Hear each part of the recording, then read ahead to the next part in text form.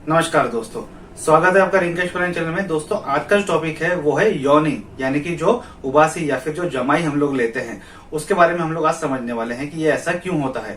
साथ ही अगर कोई उबासी लेता हूँ या यॉनिंग करता हूँ तो मुझे देख के कोई दूसरा व्यक्ति जो है वो भी यॉनिंग करना शुरू कर देता है। तो ऐसा क्यों होता है उसके बारे में हम लोग आज सिंपल भाषा में समझने वाले हैं।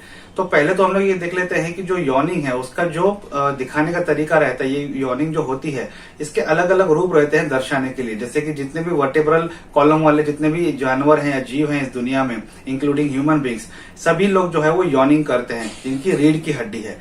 तो वो यॉनिंग जो है यानी कि उबासी जो है वो क्यों लेते हैं?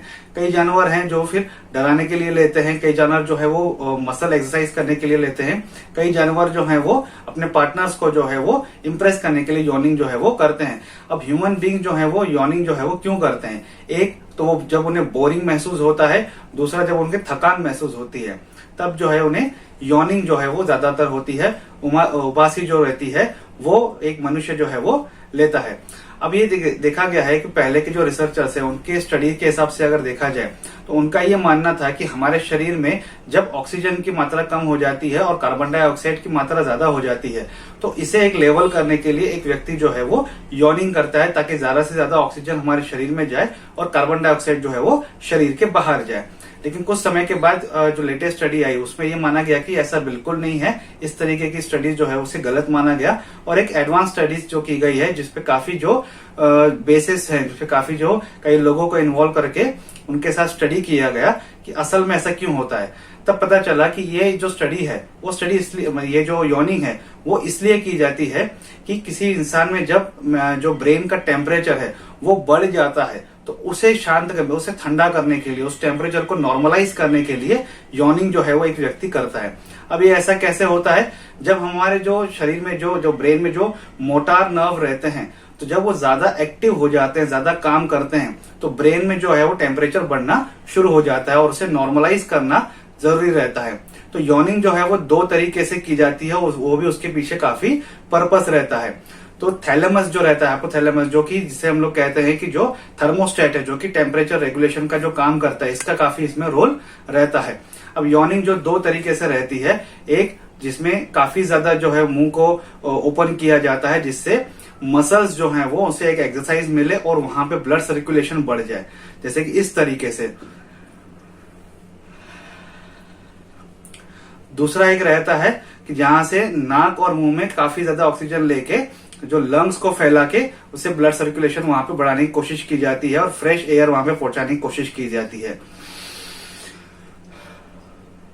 कुछ इस तरीके से। इसमें होता क्या है कि जो पहले मैंने आपको बताया उसमें यहाँ के जो मसल्स हैं यहाँ पे एक एक्सरसाइज मिल जाती है जिससे यहाँ पे ब्लड सर्कुलेशन बढ़ जाता है।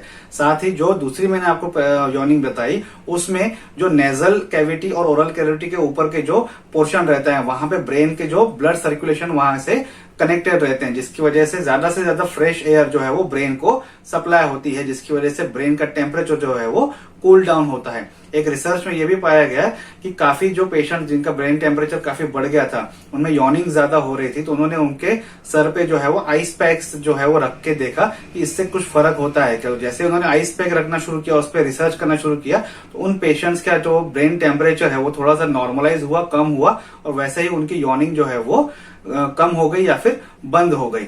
एक और हमने बात किया था कि अगर यॉन करता हूं तो मुझे देख के कोई दूसरा व्यक्ति जो है वो भी यॉनिंग करता है।